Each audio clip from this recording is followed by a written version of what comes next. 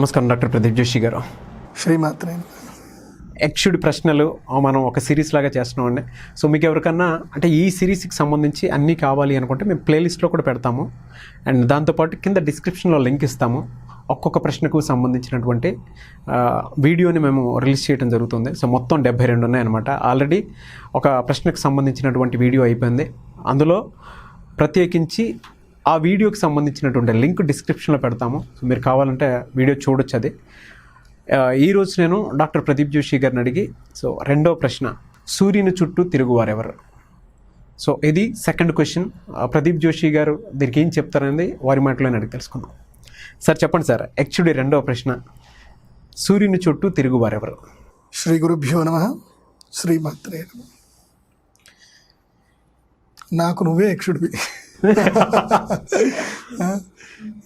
యక్ష ప్రశ్నలు అందుకోసమే పూర్వకాలం కానీ ఎప్పుడైనా సరే ఏదైనా ప్రశ్న వేస్తే అవేంట్రా యక్ష ప్రశ్నలు అని అడుగుతారు.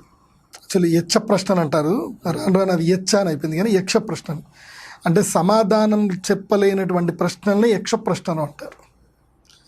అంటే ఆ సమాధానం ఎలా ఉండాలి అంటే క్లారిటీగా ఉండాలి. క్లారిటీగా ఉండగలిగితేనే అది యక్ష ప్రశ్నలు. ఈ మొదటి ప్రశ్నకి సమాధానం మనం చెప్పుకున్నాం.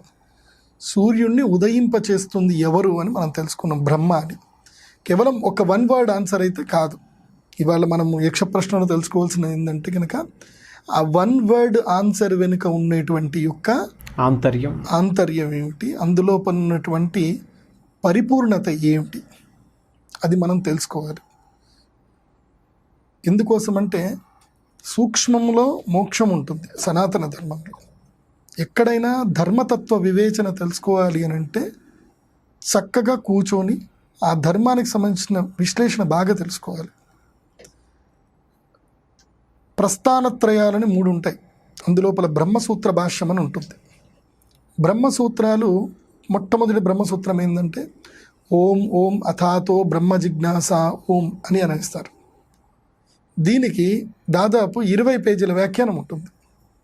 ఇంత ఒక చిన్న వర్డ్కి ఓం ఓం అథాతో బ్రహ్మ జిజ్ఞాస.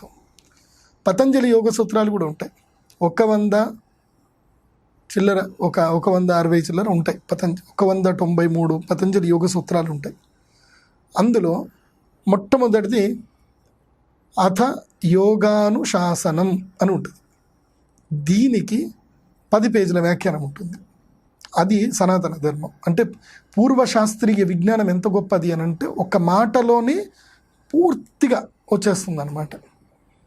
ఇప్పుడు మనం తెలుసుకోవాల్సింది ఏంటంటే సూర్యుని చుట్టూ తిరిగేది ఎవరు అంటే దేవతలు అని ఆన్సర్ చెప్పేశాడు ఆయన. యక్షుడు కళ్ళతో చూశాడు, ఆయన అడిగాడు సూర్యుడి చుట్టూ తిరిగేది ఎవరు అనగానే దేవతలు అని చెప్పేశాడు. Correct answer. నెక్స్ట్ క్వశ్చన్ అడిగాడు అంటే రైట్ ఆన్సర్. ఏంటి దేవతలు తిరగడం ఏంటి? సూర్యుడి చుట్టూ ఎవరు తిరుగుతున్నారు? మనం మోడర్న్గా వస్తే కనుక సన్ ఈజ్ ఎ స్టార్. సూర్యుడు ఒక నక్షత్రం. ఏది ఇంకా పరిపూర్ణత పొందినటువంటి నక్షత్రం అని కూడా అంటారు. సూర్యుడు ఇంకా పరిపూర్ణత పొందినటువంటి నక్షత్రం, ఒక విస్ఫోటనం చెందినటువంటి ఒక నక్షత్రము. సూర్యుని చుట్టూ కూడా మిగతా అన్ని కూడా గ్రహాలు అనేది చెప్తున్నారు. అవి కూడా స్టార్సే, గ్రహాలు అంటారు. మన భూమి కూడా ఒక ఉపగ్రహము, మనకి చంద్రుడు ఉపగ్రహము. ఇలా మోడర్న్ సైన్స్లో చాలా చెప్తారు. న్యూటన్ పుట్టక ముందే ఇందులోపల చాలా అద్భుతమైన విశేషాలు చెప్పేశారు మనకి. న్యూటన్ గ్రావిటీ గురించి న్యూటన్ రాశాడు అని అంటారు. పిల్లలు, నా భారతదేశ ప్రియతమైనటువంటి భావితరాల వారు, just know it. Okay, in this India the Newton's law, whatever you are learning, the Newton's law is described in the past only.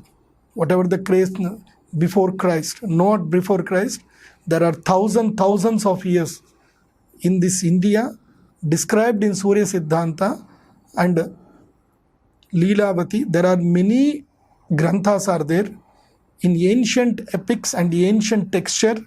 They wrote about what is the Newton's law, what is the gravitation law. These all are written in a Surya Siddhanta. You try to read it. If you want to know about the astrophysics exactly and the gravitation force and gravitation's law and trigonometry, geometry, whatever the things are there, these all are there in a Surya Siddhanta. You can download it in a free of cost in a Google search engine.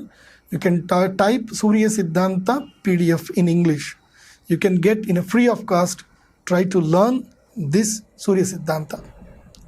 So దీనికి నీకు answer కావాలి అని అంటే సూర్య సిద్ధాంతంలో answer దొరుకుతుంది. సూర్యుని చుట్టూ తిరిగేది దేవతలు అని చెప్పేసారు, అయిపోయి.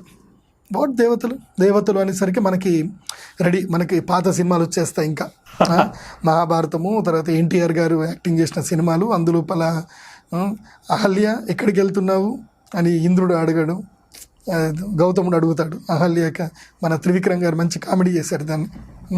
సో దేవతలు అంటే నాట్ ఫిజికల్లీ మనం ఏదైతే చూస్తున్నామో అది కాదు, అది గుర్తుపెట్టుకోండి.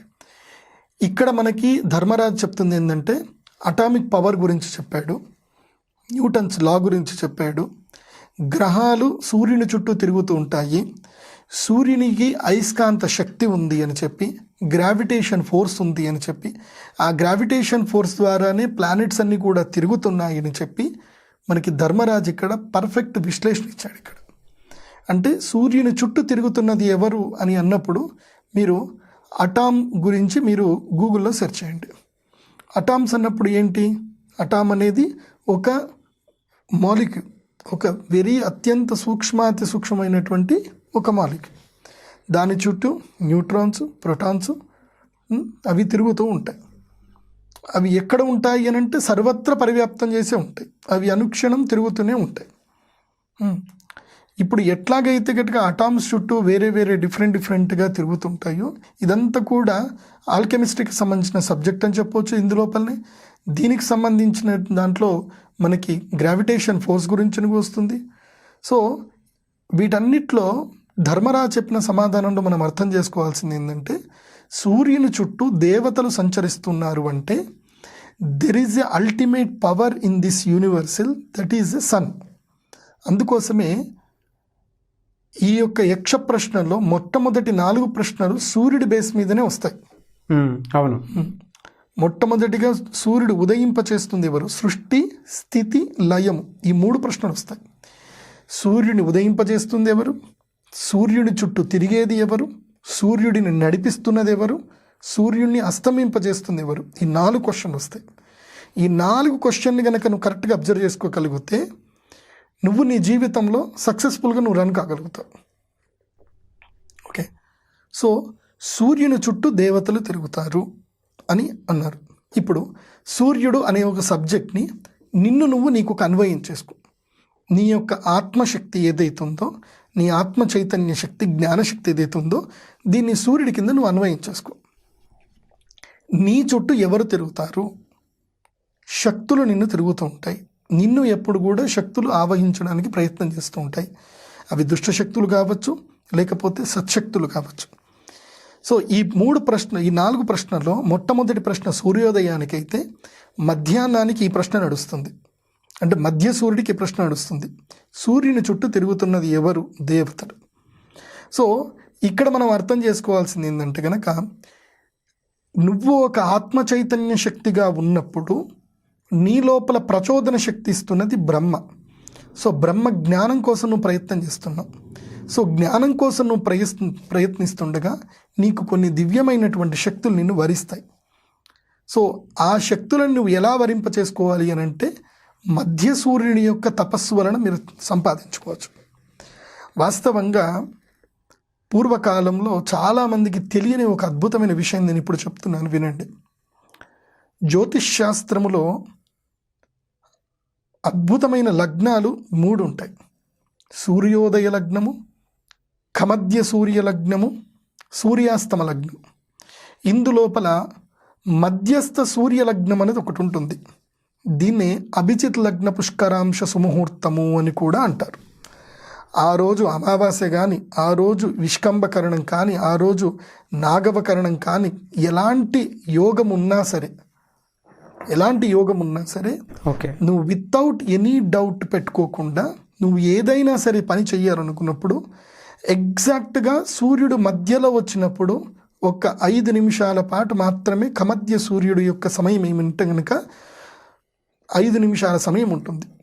ఆ 5 నిమిషాల సమయంలో మాత్రమే నువ్వు ధ్యానము చేసుకొని, అంటే సూర్యుడి వెలుగులో కూర్చొని ధ్యానము చేసుకొని ఓంకారాన్ని గట్టిగా 21 మార్లు చదివి నువ్వు ఏదైనా పని ప్రారంభించు, తప్పకుండా ఆ పని సక్సెస్ అవుతుందని చెప్పారు. ఇది నేను చెప్పిన మాట కాదు, శ్రీమద్ వాల్మీకి రామాయణంలో సాక్షాత్తు శ్రీరాముడు అన్నటువంటి మాట ఇది. ఓకే. ఆంజనేయ స్వామి వచ్చేసి రాముల వారికి మొత్తం కూడా లంక ఎలా ఉంది అనే దాని గురించి పూర్తిగా వివరణ చెప్తారు. ఆ వివరణ మొత్తం కూడా విన్న తర్వాత రాముల వారికి సుగ్రీవుడు అంటాడు, మరి తక్షణ కర్తవ్యం ఏంటి స్వామి అని అంటే, జనరల్గా వేరే వాళ్ళు అయితే ఏమంటూ ఉంటారంటే ఒక మంచి టైం చూసుకొని స్టార్ట్ అవుదాం అని కొంతమంది అంటారు, ఒక్కొక్కళ్ళు ఒక్కొక్కటి అంటారు. రాముడు కార్యదక్షతుడు, రాముడికి అద్భుతమైన జ్యోతిషశాస్త్ర జ్ఞానం ఉంటుంది. వాస్తవంగా రాముడే భగవంతుడు, కానీ రాముడు మానవుడిలాగా ఉన్నాడు కాబట్టి ఆయనకి జ్యోతిషశాస్త్ర జ్ఞానం కూడా తెలుసు. కాబట్టి అప్పుడు రాముడు ఏమంటాడంటే, ఇదే మంచి ముహూర్తము, ఇప్పుడే మనం బయలుదేరుదాము అని చెప్పి ప్రమాణం చెప్తారు. ఎంత రాముడైనా సరే ప్రమాణం లేకుండా మాట్లాడకూడదు. నేను దేవుణ్ణి, నేను చెప్పిందే దైవం అనడానికి లేదు. రాముడు కూడా ఏమంటే ఇప్పుడే ఇది మంచి సమయం యుద్ధానికి వెళ్ళడానికి. ఎందుకోసమంటే కమధ్య సూర్యుడు ఉన్నాడు, ఇదే మనకి శుభ సూచన. అంటే ఆకాశము మధ్యలో సూర్యుడు ఉన్నాడు, ఇది మంచి ముహూర్తము, ఇప్పుడే యుద్ధానికి మనము ప్రారంభమవుదాము. ఇప్పుడు వేసే తొలి అడిగే యుద్ధాని కోసం వేసే తొలి అడుగు అని ఒక సంకల్పాత్మకంగా అడుగు వేశారు. అడుగు వేయడంలో కూడా గొప్పతనం ఉంది, అది గుర్తుపెట్టుకోండి. మీ జీవితంలో మీరు వేసే ప్రతి అడుగు అడుగే. నువ్వు కామన్గా చూస్తే అది కేవలం అడుగే, కానీ నువ్వు సంకల్పపూర్వకంగా వేసే అడుగు ఏదైతే ఉంటుందో అది నిన్ను విజయం వైపు తీసుకెళ్తుంది. అందరూ నడుస్తారు, కానీ సంకల్పంతో నడిచేవాడికి ఆలోచన వేరే ఉంటుంది. సంకల్పం లేకుండా నడిచేవాడికి ఆలోచన వేరే ఉంటుంది, సంకల్పంతో నడిచేవాడి ఆలోచన వేరే ఉంటుంది. ఎగ్జాంపుల్ ఒకటి చెప్తాను చూడు. షూర్. నేను అంటే మామూలుగా నేను జనరల్గా ఎక్కడ పోయినా సరే అబ్జర్వ్ చేస్తూ ఉంటాను. ఒక కూలి అతను, నేను మా బిల్డింగ్ కన్స్ట్రక్షన్ జరుగుతుంది, అక్కడ వాస్తు చూడడానికి వెళ్ళాను. నేను బిల్డింగ్ పైకి ఎక్కేసరికి దమ్ము వచ్చింది. నేనేం చేశానంటే కిందికి వచ్చాను, వాళ్ళతో మాట్లాడుతున్నాను. చూస్తున్న కూలి వాళ్ళు ఒక 50 కిలోల బస్తాని, మట్టి బస్తాని చక్కగా వేసుకొని వాళ్ళు ఒక్కొక్క ఫ్లోర్ ఎక్కుతున్నారు. ఒక ఫ్లోర్ ఎక్కుతున్నాడు, ఒక ఫ్లోర్ దిగుతున్నాడు, అక్కడి వాళ్ళు ఇంకోళ్ళు అందుకుంటున్నారు. అట్లా 5 ఫ్లోర్ల వరకు 10 మంది నిల్చొని అవి పాస్ ఆన్ చేసుకుంటూ ఉన్నారు. అప్పుడు నాకు అనిపించింది, అంటే కంటిన్యూగా ఎక్కడ కూడా వితౌట్ స్టాపింగ్ 2-3 గంటలు ఆ కూలి వాళ్ళు చక్కగా ఆ బస్తాలు మోస్తూనే ఉన్నారు. సరదాగా నవ్వుకుంటూ ఎఫ్ఎంలో పాటలు పెట్టుకుంటూ వాళ్ళు వెళ్ళిపోతూనే ఉన్నారు. నాకు ఆ సంకల్ప బలం గొప్పమనిపిస్తుంది. అదే నువ్వు సింపుల్గా నువ్వు వెళ్ళి ఎక్కువ అంటే నీకు ఏ ఆలోచన లేకపోతే నువ్వు ఎక్కలేవు, కాళ్ళు గుంజుతున్నాయి, దమ్ము వస్తుంది అని చెప్పేసి అంట. అతడికి ఒక సంకల్పం ఉంది, సాయంత్రం అయ్యేసరికి నాకు ఒక 600 వస్తాయి, నా భార్య పిల్లలకు నేను ఏమైనా ఒక మంచిదని తీసుకెళ్ళగలుగుతాను. అంటే అతని యొక్క ఆలోచన, అతని యొక్క మైండ్లో ఉండేటువంటి దృఢ సంకల్పం ఏంటంటే తన పిల్లాడి యొక్క చిరునవ్వు, తన పిల్లాడి యొక్క భవిష్యత్తు, తన భార్య యొక్క ప్రేమ. ఇదే అతని ఆలోచన. ఆ మట్టి బస్తా అతనికి బరువుగా కనిపించట్లే ఆయనకి. ఎందుకు అంటే సంకల్పం. ఆ మనస్సు అక్కడ దృఢీకరించింది కాబట్టి శరీరం దానికి సహకరిస్తుంది. నీ మనస్సు ఎప్పటి వరకైతే గనక దృఢీకరించదో అప్పటిదాకా నీ శరీరం నీకు సహకరించదు. మనస్సును ఎప్పుడైతే నువ్వు దృఢ సంకల్పంతో సిద్ధం చేసుకొని, నేను ఈరోజు కష్టపడతాను, ఈరోజు ఈ పని చేస్తాను, నేను అనుకున్న లక్ష్యం వైపు ఈరోజు నేను ఒక అడుగు వేస్తాను అని చెప్పి నువ్వు సంకల్ప బలంతో, దృఢ సంకల్పంతో మొదటి అడుగు వేయు. అది నీకు 1000 అడుగులు కాదు, 1,00,000 అడుగులకి, ఎన్ని కిలోమీటర్ల దూరానికైనా విజయం వైపు నిన్ను ప్రయాణం చేపిస్తుంది. అది చెప్పేదే శ్రీరాముడు. కమధ్య సూర్యుడు అందుకోసమే. అందుకే సూర్యుని చుట్టూ దేవతలు తిరుగుతారు అంటే అర్థం ఏంటంటే, నీ కమధ్య సూర్యుడు, నువ్వు ఎప్పుడైతే కమధ్య సూర్యుని నువ్వు ధ్యానిస్తావో ఆ దేవతాశక్తులన్నీ కూడా నిన్ను వరిస్తాయి. దేవతలు అంటే ఏంటి అంటే శక్తి స్వరూపాలు. 33 కోట్ల మంది దేవతలు అంటారు. 33 కోట్ల మంది దేవతలు అంటే they are not physical appearance ideals కాదు. వాళ్ళు శరీరముతో కిరీటాలు ధరించి అలా ఉండి వాళ్ళు దేవతలు కారు. ససూక్ష్మంగా ఈ యొక్క యావత్ విశ్వాన్ని నడిపిస్తున్నటువంటి ససూక్ష్మమైనటువంటి శక్తులు దేవతలు. ఆ శక్తులన్నీ కూడా ఇప్పుడు అటామ్స్ యొక్క థియరీ మనకి 74 అటామ్స్ కోడ్స్ ఉన్నాయి. అటు థియరీస్ మనం తెలుసుకుంటేనే కదా మనకి ఇవేంది అనేది అర్థమైంది. ఎంత సూక్ష్మంలో, పాదరసంలో ఏముంది, బంగారంలో ఏమున్నాయి, వెండిలో ఏమున్నాయి, ఇవన్నీ మనకు ఎలా తెలుస్తున్నాయి? సూక్ష్మంలో చూస్తే తెలుస్తుంది కదా. అట్లాగే సూర్యుని చుట్టూ కూడా కాస్మిక్ ఎనర్జీ ఉంటుంది. ఈ సూర్యుడిలో మహాద్భుతమైనటువంటి 7 కిరణాలు ఉంటాయి. హరిదశ్వ సహస్రార్చి సప్త సప్తిర్ మరీచిమాన్ అని చెప్పారు. అంటే పూర్వకాలములో ఫార్ములాస్ నేర్పించేవాళ్ళు పిల్లలకందరికీ కూడా. ఈ ఫార్ములా నువ్వు కంఠస్థించి దీని యొక్క వైడ్ ఎక్స్ప్లెనేషన్ నీకు చెప్తానని చెప్పేవాళ్ళు. వీళ్ళు ఇదే కంఠస్థం. హరిదశ్వ సహస్రార్చిర్ సప్త సప్తిర్ మరీచిమాన్, హరిదశ్వ సహస్రార్చిర్ సప్త సప్తిర్ మరీచిమాన్. ఇది ఒక్కటి చాలు ఈ ఫార్ములా. దీంట్లో ఏం చెప్పారు? హరిత్ అశ్వ అంటే ఆకుపచ్చ రంగుతో మొదలైనటువంటి అశ్వములు ఉంటాయి.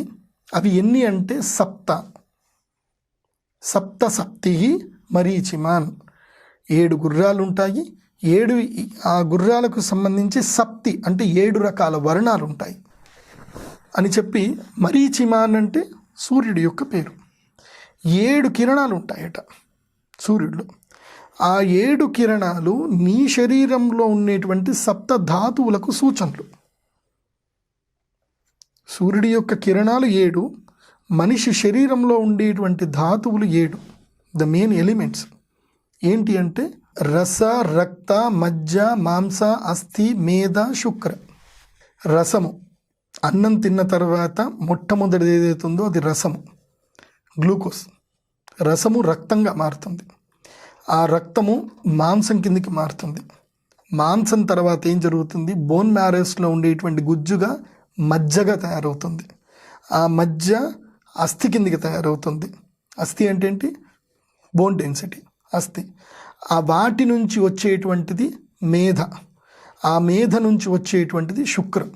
సో రస, రక్త, మాంస, మజ్జ, అస్థి, మేధ, శుక్ర. ఆఖరికి అయ్యేదేంటి? వీర్యం. అందులో ఉన్నటువంటి ఒక్క వీర్య కణంతో ఒక అద్భుతమైన శరీరం తయారవుతుంది. ఆ ఒక్క వీర్య కణం ఎక్కడి నుంచి వస్తుందంటే శరీరం మొత్తము ట్రావెల్ చేసి ఫిల్టర్ అయ్యి 7వ దశ అంటే నువ్వు తినేటువంటి అన్నము 7వ దశకు వస్తుంది. నిన్న మనం తెలుసుకున్నది ఏంటి? బ్రహ్మ గురించి మనం తెలుసుకున్నాం పోయిన ఎపిసోడ్లో. సృష్టి, ఆ సృష్టికి సంబంధించినటువంటి కారకుడు సూర్యుడు అని మనకు అర్థం చేసుకున్నాం. సూర్యుని ఉదయింపజేస్తుంది బ్రహ్మ అని చెప్పుకున్నాం. సూర్యుని చుట్టూ తిరిగేది దేవతలు అంటే అర్థం ఏంటంటే ఈ యొక్క DNA శక్తి ఎక్కడి నుంచి వస్తుంది అని అంటే కనుక ఈ 7 కిరణాల నుంచి వస్తుంది. ఆ 7 కిరణాలు మన శరీరంలో ప్రత్యేకమైనటువంటి సప్త ధాతువుల మీద కేంద్రీకృతం అవుతుంది. అందుకోసమే 7 గ్రహాలకు సంబంధించిన రత్నాలు 7 పెట్టుకోమంటారు. నీ శరీరంలో ఏదైనా సమస్య జరిగితే ఆ రత్నధారణ చేసుకో, ఆ రత్నధారణ వల్ల నీకు సొల్యూషన్ జరుగుతుంది అని చెప్తారు. ఓకే, అంటే ఇప్పుడు దాకా చెప్పింది బాగానే ఉంది సార్. ఆ 7 గుర్రాల పేర్లు ఉన్న చెప్తారా మరి? తప్పకుండా. ఆ 7 గుర్రాల పేర్లలో మొట్టమొదటి గుర్రం పేరు సుషుమ్న. మన శరీరంలో ఉండేటువంటి మహాద్భుతమైనటువంటి నాడీ కూడా సుషుమ్న నాడి, మోక్షానికి అత్యంత కీలకమైంది. ఈ సుషుమ్న అనేటువంటి కిరణాలు ఏవైతే ఉంటాయో ఇవి విశేషంగా కృష్ణపక్షంలో చంద్రుడి కిరణాలను ప్రసరింపజేస్తూ ఉంటుంది. కృష్ణపక్షంలో చంద్రుడి కిరణాల మీద చాలా కీలకంగా ఉంటుంది. అంటే కృష్ణపక్షంలో ఉండేటువంటి చంద్రుడిలో ఉండేటువంటి 16 కళలని వ్యాపింపజేస్తూ ఉంటుంది, పెంచుతూ ఉంటుంది అన్నమాట. సో ఆ పెంచుతున్నటువంటి ఈ యొక్క కిరణాల్లో సుషుమ్న అనేటువంటి కిరణం ఉంటుంది. ఇది చాలా కీలకమైంది.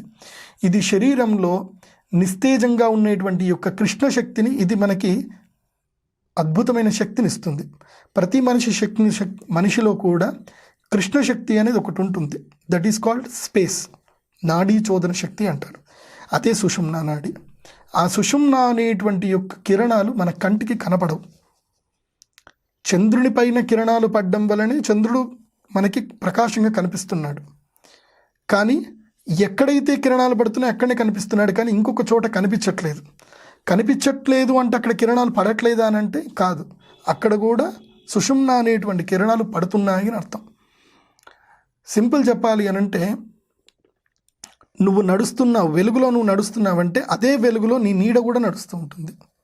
వెలుగుంది కదా నీడ ఉండకూడదు కదా అంటే లేదు. వెలుగు ఉంది అంటే నీడ ఉంది అని అర్థం. అట్లాగే ఈ యొక్క ప్రపంచంలో కృష్ణ శక్తి అనేది ఒక అద్భుతమైన శక్తి ఉంటుంది. ఇది నీ కంటికి కనబడదు. ఆ కృష్ణ శక్తి అనేటువంటిది సుషుమ్నా శక్తి. యోగులు కానీ నాదోపనిషత్తుకు సంబంధించిన వాళ్ళు కానీ ఈ కృష్ణ శక్తిని ఆరాధిస్తారు. ఈ కృష్ణ శక్తిని ఎవరైతే గనక ఆరాధించి సుషుమ్నా శక్తిని ఎప్పుడైతే గనక కేంద్రీకరించుకొని వాళ్ళు ధ్యానంలో తెలుసుకోగలుగుతారో వాళ్ళు ఈ ప్రపంచాన్ని అద్భుతంగా చూడగలుగుతారు. ఎవ్వరు చూడనటువంటివి. సింపుల్గా చెప్పాలంటే మన ఈ కళ్ళు చీకట్లో కనబడతాయా? కనిపించు. కానీ ఎప్పుడైతే నువ్వు కృష్ణ శక్తిని కనుక నువ్వు ఆపాదించుకున్నావో అప్పుడు నీకు చీకట్లు కూడా కనిపిస్తాయి. Simple logic. గుడ్ల గూపకి చీకట్లో కళ్ళు కనిపిస్తాయి, మనకు కనిపించవు. నువ్వు చెప్పే లాజిక్ సైంటిఫిక్ లాజిక్ అయితే కనుక నీ కంటికి కనపడకపోతే ప్రపంచంలో ఎవరి కంటికి కనపడకూడదు. మరి గుడ్లగూప కంటికి ప్రపంచం ఎట్లా కనిపిస్తుంది రాత్రిపూట? ఒక రకమైనటువంటి కోతి జాతులు ఉంటాయి, అవి రాత్రిపూట మాత్రమే వేటాడతాయి. అవి ఎక్కడో ఉండేటువంటి చిన్న మిడతని కూడా 1 కిలోమీటర్ దూరంలో ఉన్న చిన్న మిడతని కూడా చీకట్లో సూక్ష్మంగా చూస్తాయి అవి. ఇది నేను మొన్ననే ఒక డిస్కవరీ ఛానల్లో చూస్తే నాకు తెలిసింది. అంటే ఈ విశ్వంలో ఎన్నో అద్భుతాలు ఉన్నాయి. నీకు తెలిసిందే అద్భుతము, నీకు తెలియంది అద్భుతం కాదు అని అనుకుంటే మూర్ఖత్వం. అది సుషుమ్న అనేటువంటి ఒక కిరణం. రెండవ యొక్క కిరణం పేరు సురాధన అని కిరణం. ఈ సురాధన అనేటువంటి కిరణము చాలా అద్భుతంగా ఉంటుంది. ఈ యొక్క కిరణము తెల్లటి తెలుపు రంగులో ఉంటుంది. ఈ కిరణం వల్లనే చంద్రుడు మనకి కనిపిస్తున్నాడు. వాస్తవంగా చంద్రుడు ఒక తెల్లటి బింబం మాత్రమే, కానీ చంద్రుడు మనకి కనబడడు. సూర్యుడి యొక్క కిరణాలు చంద్రుడి మీద పడుతున్నాయి కాబట్టి చంద్రుడు మనకు కనిపిస్తున్నాడు. ఎన్నో వేల కిలోమీటర్లో ఉన్నటువంటి యొక్క సూర్యుడు, ఎక్కడో ఉన్నటువంటి చంద్రుడు, ఆ చంద్రుడి మీద ఈ కిరణాలు ఎగ్జాక్ట్గా పడుతున్నాయి. పూర్తిగా పడట్లేదు. మళ్ళీ మనం చూస్తున్నాం, ఇదొక విశ్వంలో ఒక అద్భుతం. ఇది చంద్రుడు మనకి పక్షంలో పెరుగుతున్నాడు, పక్షంలో తరుగుతున్నాడు, పౌర్ణమికి పూర్తి కనిపిస్తున్నాడు, అమావాస్య కనిపించట్లేదు. దీని లాజిక్ ఎంతమందికి తెలుసు? చంద్రుడు శుక్లపక్షానికి కృష్ణపక్షానికి ఉన్న తేడా ఏంటిది ఎంతమంది మీ పిల్లలకు నేర్పిస్తున్నారు? మీరు కూర్చొని మీ పిల్లలకు తెలియజెప్పండి. ఖగోళంలో ఉన్నటువంటి విజ్ఞానాన్ని స్వతసిద్ధంగా తెలియజేసుకునే ప్రయత్నం చేయించండి. ఆ చంద్రుల్లో పడేటువంటి కిరణాన్ని ఏమంటారంటే సురాధన అని కిరణం అంటారు. సురాధన అంటే అర్థం ఏంటంటే కనుక ఆర్తిని తీర్చేటువంటిది కిరణాలు ఇవి. ఆర్తిని సింపుల్ చెప్పాలంటే, నీకు మనస్సు చాలా బాధగా ఉందనుకో, నీ ప్రేయసి నీకు దూరం అయిందనుకో, నువ్వు ప్రేమించిన వాళ్ళు దూరం అయిపోయారు, నీ జీవితంలో నువ్వు ఏది సాధించలేకపోతున్నావు, ఎక్కడ పోయినా నీకు నిరాశ ఎదురవుతుంది, నువ్వు 100% నీ నుంచి గ్యారంటీగా ఎఫర్ట్స్ పెడుతున్నావు, బట్ నీకు ఆపర్చునిటీస్ దొరకట్లేదు. అప్పుడు నువ్వేం చేయాలి తెలుసా? ముఖ్యంగా మానసిక దుఃఖానికి, మానసికంగా నువ్వు చాలా శక్తిమంతుడు అవ్వాలి, మనోధైర్యం రావాలి అంటే పౌర్ణమి రోజు రాత్రిపూట ఎవ్వరూ చూడనటువంటి నిర్జన ప్రదేశంలో, శబ్దమే లేనటువంటి ప్రదేశంలో, అంటే ఈ హారన్స్, ఈ జనాలు, ఈ సౌండ్లు ఏమీ నిర్జన ప్రదేశంలోకి వెళ్ళిపోయి పౌర్ణమి రోజు ఒక ఎత్తైన శిల మీద చక్కగా వెళ్ళి కూర్చొని ధ్యానం చేయి. 48 నిమిషాల పాటు ధ్యానం చేయి. కంటిన్యూగా ఒక 48 పౌర్ణమిలు అంటే 48 నెలలు ప్రాక్టీస్ చేయి. నీకు కొన్ని శక్తులు వస్తాయి, అవి నేను చెప్పను.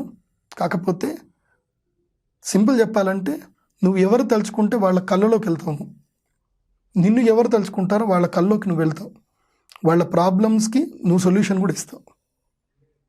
అది మహాద్భుతమైన శక్తి.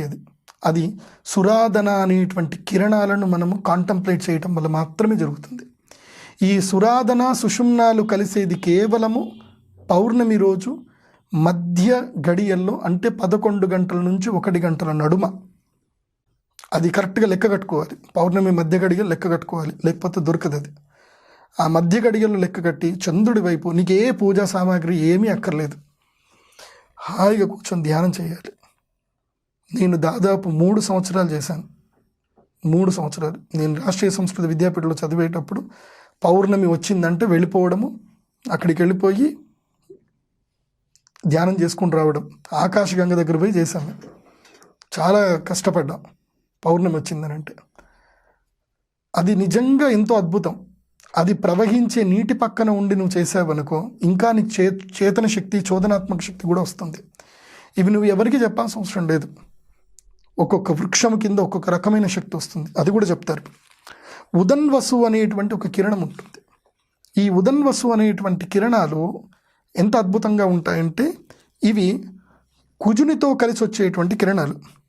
ప్రాణులందరిలోనూ కూడా రక్త ప్రసారం చేయగలుగుతాయి. ఇప్పుడు నీకు బీపీ అట్లాంటివంటి సమస్యలు ఉన్నాయి అనుకో, బీపీ సమస్యలు ఏవైనా సరే శరీరంలో సంబంధించిన హృద్రోగానికి సంబంధించి బీపీ సమస్యలు ఉంటే కనుక సూర్యుడు ఉదయించిన తర్వాత 8 గంటల నుంచి 10 గంటల సమయంలో ఒక్కొక్క సూర్యకిరణాలు 7 కిరణాలు ఉంటాయి. ఈ 7 కిరణాల్లో సుషుమ్న అనేటువంటి కిరణాలు సూర్యోదయానికి సూర్యాస్తమానికి పంచుకుంటాయి. సురాధన అనేటువంటి కిరణము పౌర్ణమి రోజు, అమావాస్య రోజు పంచుకుంటుంది. అంటే ఆ రోజు అది డెడికేటెడ్గా మనకి ఎర్త్కి ఇస్తుంది. అదేలేండి. సో ఈ ఉదన్వసు అనేటువంటి కిరణాలు ఎప్పుడైతే ఉంటాయో వీటిని డి విటమిన్ ఏదో అంటారు మనకి. ఈ ఉదన్వసు అనే కిరణాలు ఏంటంటే సూర్యుడు ఉదయించిన 48 నిమిషాల తర్వాత నుంచి 48 + 48 అంటే 2 గంటల సేపు ఈ ఉదన్వసు అనే కిరణాలు ఉంటాయి. నీకు శరీరంలో బ్లడ్ ప్రెషర్ రిలవెంట్ ఏవైనా ప్రాబ్లమ్స్ వస్తున్నా సరే ఆ యొక్క సూర్యుడి కిరణాలు నీ మీద పడేటట్టుగా కూర్చొని తెల్లటి వస్త్రాలు లేదా ఎరుపు వస్త్రాలు ధరించి సూర్యుని ఎదురుగా కూర్చొని కళ్ళు మూసుకొని ఇన్హేల్ ఎగ్జేల్ని మాత్రమే అబ్జర్వ్ చేస్తూ 48 నిమిషాలు కూర్చోను. కుర్చీలో కూర్చున్నా పర్లేదు, దానికి పద్మాసనమే సిద్ధాసనమే వేసుకోవాలని రూల్ ఏం లేదు. If you are able to sit you can sit. If not able మంచిగా చైర్ వేసుకొని హాయిగా ప్రశాంతంగా ఈ భ్రూమధ్య స్థానంలో సూర్యుని కేంద్రీకరించుకొని నీ శరీరంలో ఉండేటువంటి రక్త ప్రసరణకు సంబంధించి ఏదైతే కనుక బ్లడ్ కాగ్యులేషన్ అవుతుందా లేదంటే క్యాన్సర్ సెల్స్ అవుతున్నా ఏదైతే అది నువ్వు దాన్ని ఫీల్ అవుతూ సూర్యుడి ముందు కూర్చొని ఈ యొక్క ధ్యానం చేయి. ఎప్పుడు టైం కూడా ఇంపార్టెంట్. అందుకోసమే జ్యోతిష్ శాస్త్రానికి యక్ష ప్రశ్నలకు చాలా దగ్గర సంబంధం ఉంది. ఓకే. కాబట్టి ఇది టైం ఇంపార్టెంట్. 48 minutes 2 hours. ఎప్పుడు సింపుల్ చెప్పాలంటే 7 o'clock to 9 o'clock ఈ టైం. ఆ టైంలో కిరణాలు చూడు చాలా బాగుంటుంది. అంటే అవి నిన్ను వెచ్చగా నిన్ను తాకుతాయి, కాకపోతే నీకు వేడి అనిపించు. ఇవి చేయాలి. సో అది ఒకటి. నెక్స్ట్ విశ్వకర్మ అనేటువంటి కిరణాలు ఉంటాయి. ఇవి ఈ కిరణం నుండి బుధగ్రహం పుట్టింది. ఈ రశ్మి మానవులోని మానసిక ఆందోళనను తొలగించి ప్రశాంతనిస్తుందని చెప్పారు. సో ఇప్పుడు లాజికల్గా ఏమవుతుంది, 9 గంటల వరకు ఈ కిరణం అన్నప్పుడు 9 నుంచి ఇంకో 2 గంటలు వేసుకుందాం. ఏంటి 9, 10, 11 గంటల వరకు ఏ కిరణాలు ఉంటాయి? విశ్వకర్మ అనేటువంటి కిరణం నిన్ను ప్రచోదన చేస్తుంది. సో నీకు ఎడ్యుకేషన్, అందుకోసమే ఏదైనా సరే నువ్వు పొద్దున కంఠస్థం చేయాల్సింది కంఠస్థం చెయ్యు. పాఠం చెప్పించుకునేటప్పుడు ఎప్పుడు పాఠం చేయాలంటే 9 గంటల నుంచి 11 గంటల సమయంలోనే పాఠం చెప్పించుకోవాలి. పాఠం అంటే లెర్నింగ్. నువ్వు ఎవరితో గురువు దగ్గర చెప్పించుకునేటప్పుడు ఆ టైంలో పాఠం చెప్పించుకో, డెఫినెట్లీ నువ్వు సక్సెస్ అవుతావు. నెక్స్ట్ తర్వాత వచ్చేసి ఉదావసు అనే కిరణం ఉంటుంది. ఈ ఉదావసు అనేటువంటి కిరణం ఏం చేస్తుందంటే భోగమును మోక్షములను జ్ఞానాన్ని ప్రసాదిస్తుంది. అది ఎప్పుడు ఇంకో 2 hours వేసుకో, 11 to 1 o'clock. అందులోనూ ద మిడిల్ టైం ఇందాక మనం డిస్కస్ చేసింది అభిజిత్ లగ్నం. ఆ ఉదావసు కిరణంలో గురువు యొక్క శక్తి వస్తుంది మీకు. కాబట్టి మీరు డబ్బులు సంపాదించలేదనుకుంటున్నారా, మీ జ్ఞానం రావట్లేదా, మీరు అనుకున్నది ఏం చేయలేకపోతున్నారంటే మిట్ట మధ్యాహ్నం వేళలో మెడిటేషన్ చేయండి. తరువాత విశ్వవ్యచ అనేటువంటి ఒక కిరణం ఉంటుంది. ఈ విశ్వవ్యచ అనే కిరణాలు శనిగ్రహానికి తర్వాత శుక్రగ్రహానికి సంబంధించిన కిరణాలు. ఇవి విశేషంగా ఒక సాధకుని యొక్క సన్నిధానంలోనే చేయాలి. ఎందుకోసం అంటే మధ్యాహ్నం 1 గంటల నుంచి 3 గంటల వరకు కిరణాలు ఏవైతే ఉంటుందో ఇవి శరీరంలో ఉన్నటువంటి అంతర్గతమైనటువంటి వీర్య శక్తిని, అంతర్గతమైనటువంటి సింపుల్ చెప్పాలంటే testosterone and oestrogen and adrenal హార్మోన్స్కి సంబంధించినటువంటివి బూస్టప్ చేస్తుంది ఈ కిరణాలు. వీటికి కంపల్సరీ ఒక రకమైన డైట్ ఫాలో అవ్వాలి, ఆయుర్వేదాన్ని ఫాలో అవ్వాలి. జోషి గారు చెప్పారు. ఎందుకోసమంటే ఇది ఆరోగ్యానికి సంబంధించి. ఇందాక చెప్పినవి కూడా సైకలాజికల్ ఫ్యాక్టర్స్ కొన్ని, ఇందాక చెప్పినవి బ్లడ్ రిలవెంట్ ఫ్యాక్టర్స్ కొన్ని, హెల్త్ ఫ్యాక్టర్స్ ఉన్నాయి. కానీ ఇది చాలా ఇంటర్నల్ డెప్త్ ఫ్యాక్టర్. దీన్ని మనం క్యాచ్ చేయాలంటే దానికి సంబంధించిన కొన్ని మెడిసిన్స్, కొన్ని లేపనాలు చేసుకొని ఇవి చేయాల్సింది. ఇవి చరక సంహితలో ఉంటాయి ఇవన్నీ కూడా. ఇవి విశ్వవ్యచ అనేటువంటి కిరణం ఉంటుంది. 3 గంటలు అయిపోయింది. ఇప్పుడు హరికేశ అనేటువంటి కిరణం ఉంటుంది. ఇది 3 గంటల నుంచి మనకి 5 గంటల వరకు హరికేశ అనే కిరణం యొక్క ప్రభావం ఉంటుంది. ఈ కిరణము నక్షత్రాలు పుట్టాయని, ఇవి ప్రాణుల శరీరం ముందు బలము, వీర్యము, తేజస్సు రక్షింపబడుతున్నాయని సాంబ పురాణంలో చెప్పారట. ఇవి హరికేశ అనేటువంటి కిరణం. హరికేశాయోపవీతినే పుష్టానాం పతగే నమో నమో అని చెప్పి రుద్రంలో కూడా వస్తుంది. అంటే ఈ హరికేశ అనేటువంటి కిరణం వల్ల ఏం జరుగుతుందంటే, వీర్యము ఎవరైతే కనుక సమృద్ధి చేసుకోలేకపోతారో, కంట్రోల్ చేసుకోలేకపోతారో, ఎవరైతే కనుక తమ జీవిత భాగస్వామిని దూరమై కోల్పోతూ ఉంటారో, వాళ్ళ ద్వారా వీళ్ళు సుఖించలేకపోతారో, వాళ్ళు ఈ 3 గంటల నుంచి 5 గంటల సమయంలో సూర్యునికి ధ్యానం చేస్తే మంచిది. సో ఈ విధంగా 7 కిరణాలు, ఈ 7 కిరణాలు సూర్యుని చుట్టూ ఉండేటువంటి కిరణాలు. ఇవే దేవతలు అంటే. దేవతలు అంటే మనము ఫిజికల్ బాడీని ఎప్పుడు కూడా ఫీల్ అవ్వకూడదు. జ్ఞానము సంపాదించండి, వాస్తవికమైన జ్ఞానాన్ని సంపాదించండి, భ్రమలో పడకండి. వాళ్ళు చెప్పారండి స్టెప్ బై స్టెప్ 7. అండ్ మీరు అందులో ఒక మోటివేషన్ ఒకటి యాడ్ చేశారంటే మీ పర్సనల్ లైఫ్లో ఎక్స్పీరియన్స్ చేసింది. ఇందాక మీరు అన్నారు కదా, సిమెంట్ బస్తాలు మోసుకుంటూ వెళ్ళడం బలమైన సంకల్పం కావాలి, దేని నుంచైనా బయటపడాలి అని అంటే వాళ్ళు దాన్ని ఎంజాయ్ చేస్తున్నారని నాకు చాలా బాగా నచ్చింది. నిజంగా బలంగా సంకల్పం ఉంటే ఎంత దూరమైనా వెళ్తారు. సో దేవతలు అనేదానికి మీరు 7 చెప్పారు, దాంతోపాటు అందులో ఉండేటువంటి అంటే దాని బిఫోర్ చెప్పిన మోటివేషన్ కూడా నాకు బాగా నచ్చింది. ఇప్పటి నుంచి అదే, మీరు గుర్రాలు అంటే నిజంగా సూర్యుడికి గుర్రాలు ఉంటాయని మీరు ఎప్పుడు అనుకోవద్దు. గుర్రాలు in the means they are solar rises, and specifically the rises which leads your well-being and healthy being. Sure. Thank you so much, Pradeep Joshi garu.